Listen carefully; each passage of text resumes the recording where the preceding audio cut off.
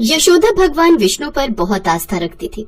उसे विश्वास था विष्णु जी हर कदम पर उसका साथ जरूर देंगे। पति के जाने के बाद यशोदा के जीवन में बहुत सी कठिनाइयां आई, पर उसकी हिम्मत नहीं टूटी। यशोदा ने छोटी मोटी मजदूरी करके, घरों में काम करके अपनी बेटी सुमन को पाल पोस कर बड़ा किया। यशोदा का एक ही सपना है कि एक अच्छे घर में उसकी बेटी सुमन की शादी हो जाए।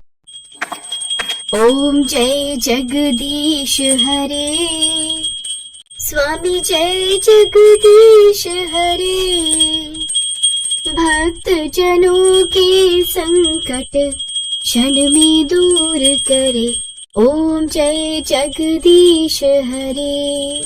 हे प्रभु, मेरी सुमन के लिए कोई अच्छा वर मिल जाए, मेरी सुमन की शादी हो जाए, बस यही प्रार्थना करती हूँ। माँ, तुम तो मुझे हमेशा भेजने के लिए सोचती रहती हो। मैं तुम्हें अकेला छोड़कर कहीं नहीं जाने वाली। अगर मैं चली गई तो तुम्हारा ख्याल कौन रखेगा? मुझे शादी नहीं करनी, मुझे आपको छोड़कर नहीं जाना। ऐसा नहीं कहते, बेटियों को शादी करके अपने ससुराल जाना ही पड़ता है, यही समाज की रीत है। तू दुल्हन के जोड़े में सजकर ससुराल जाएगी तो पता है मुझे कितनी खुशी होगी। तभी मंदिर के पंडित जी आ जाते हैं। नमस्ते यशोदा बहन, मैं सुमन बिटिया को आज शाम के कीर्तन के लिए बुलाने आया हूँ। सुमन बिटिया, समय पर आ जाना, क्योंकि तुम्हारे भजनों से ही कीर्तन में रौनक लगती है और भक्तों को आनंद भी आता है।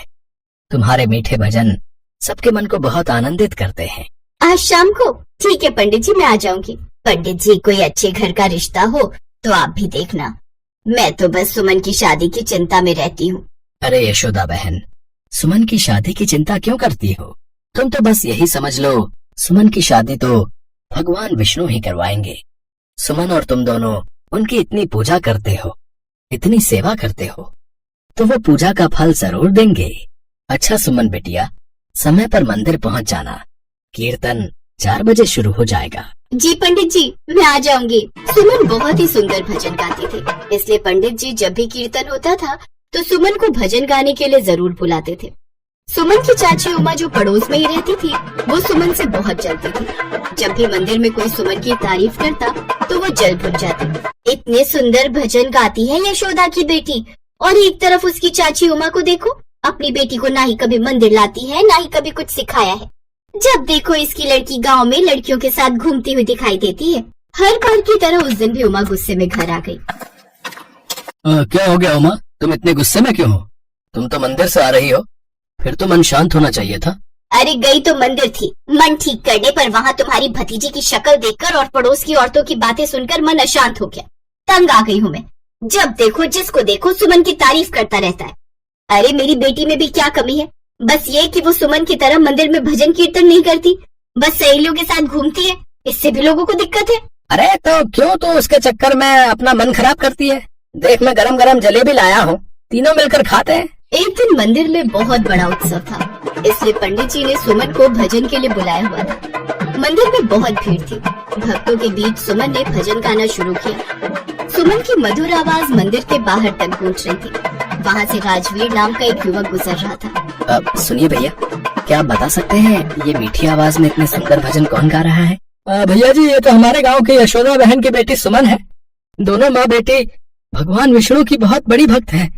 सुमन यहाँ लक्ष्मी नारायण मंदिर में अक्सर भजन और कीर्तन के समय बहुत सुंदर भजन गाती है। अच्छा, मुझे मंदिर में कुछ प्रबंध देखने हैं, मैं चलता हूँ। अच्छा ठीक है भैया, आप अपना काम करो, धन्यवाद। राजवीर असलियत में चंदनपुर नगर का राजकुमार था, जो भेष बदलकर अपनी प्रजा का हालचाल देखने निकला था, और उसी दौरान उसे सुमन की आवाज सुनने को मिली। उसी रात भगवान विष्णु ने राजवीर को स्वप्न में दर्शन दिया। राजवीर, सुमन मेरी परम भक्त है, वो बहुत अच्छी है, तुम उससे विवाह करो। तुम्हारा जीवन उससे विवाह के बाद और भी उज्जवल होगा। विष्णु जी अंतर्ध्यान हो गए। राजवीर का सपना टूटा तो उसे विष्णु जी की कही बात याद आई, और वो अगले दिन ही अपने माता पिता से इस बारे में बात करता है। राजवीर के माता पिता इसे भगवान विष्णु की आज्ञा मानकर अपने बेटे को इस विवाह के लिए हाँ कह देते हैं। अगले दिन ही राजवीर सुमन के पिता से मिलने के लिए जाता है। छोटे से गांव की छोटी सी गली में और छोटी सी झोपड़ी में जब बड़े महल का एक राजा अपना रथ रोकता है तो आसपास में भीड़ लग जाती है, जिसमें सुमन के चाचा चाची भी शामिल थे। आखिर ये चंदनपुर का राजकुमार तुम्हारी भिखारिन भाभी के घर क्यों आए हैं? कहीं तुम्हारी भाभी ने राजमहल में चोरी तो नहीं कर ली? अरे तुम यहाँ खड़ी होकर अपने आप से ही सारी बातें सोच रही हो, एक बार चलकर देखते हैं ना। सुमन के चाचा चाची उसके घर पहुँचते हैं। मुझे भगवान विष्णु ने स्वप्न में दर्शन दिए थे और आज उन्हीं की आज्ञा से मैं सुमन का हाथ मांगने आया हूँ।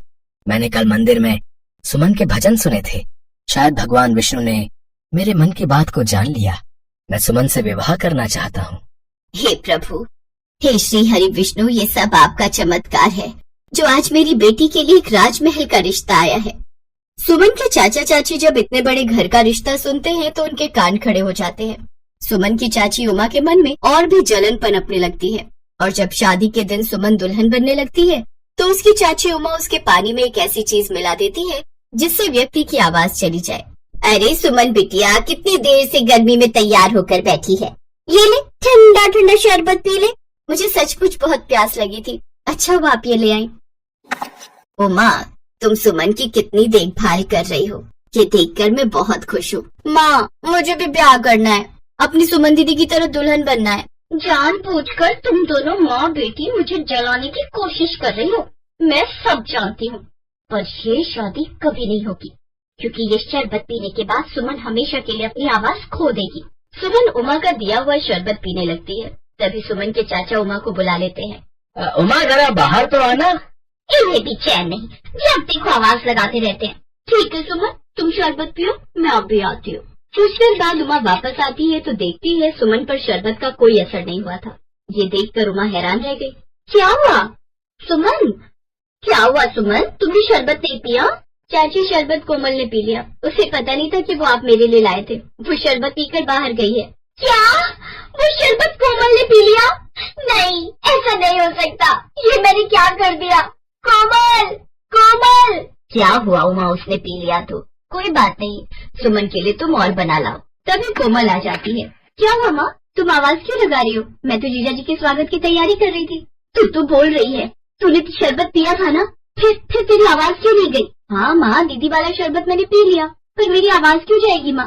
हे भगवान, आपका लाख लाख शुक्र है मेरी बच्ची बिल्कुल ठीक है, वरना आज मेरे कारण। यशोदा और सुमन सब कुछ देख रहे थे पर कुछ बोल नहीं पा रहे थे।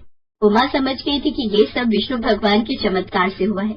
उमा सुमन को पहली बार ऐसे गले लगाती है मानो सुमन उसकी खुद की बेटी हो। सुमन, तू बहुत भाग्यशाली है, जिस लड़की की शादी स्वयं भगवान विष्णु करवा रहे हैं, उनका आशीर्वाद जब साथ हो तो कुछ भी गलत नहीं हो सकता। सुमन, मैंने ईर्ष्या में आकर शरबत में ऐसा पदार्थ मिला दिया था जिससे तुम्हारी आवाज चली जाती, पर श्री हरि विष्णु ने तुम्हारी भी रक्षा की और मेरी बेटी कोमल की भी। उन्होंने मुझे सबक दिया कि हमें कभी भी किसी के प्रति ईर्ष्या नहीं रखनी चाहिए। मैं वादा करती हूँ, अब मैं किसी से भी ईर्ष्या नहीं रखूंगी। मेरी बच्ची, मुझे माफ कर दे। भाभी, भाभी मुझे माफ कर दो। सुमन और यशोदा की आंखों में भी खुशी के आंसू आ जाते हैं। सब भगवान विष्णु को धन्यवाद कहते हैं। आज भगवान विष्णु की कृपा से सुमन के जीवन में बहुत सारी खुशियाँ आई। उसकी शादी खूब धूमधाम से राजकुमार राजवीर के साथ संपन्न हो जाती है और सुमन अपने परिवार वालों से खुशी खुशी मिलकर अपने ससुराल विदा हो जाती है।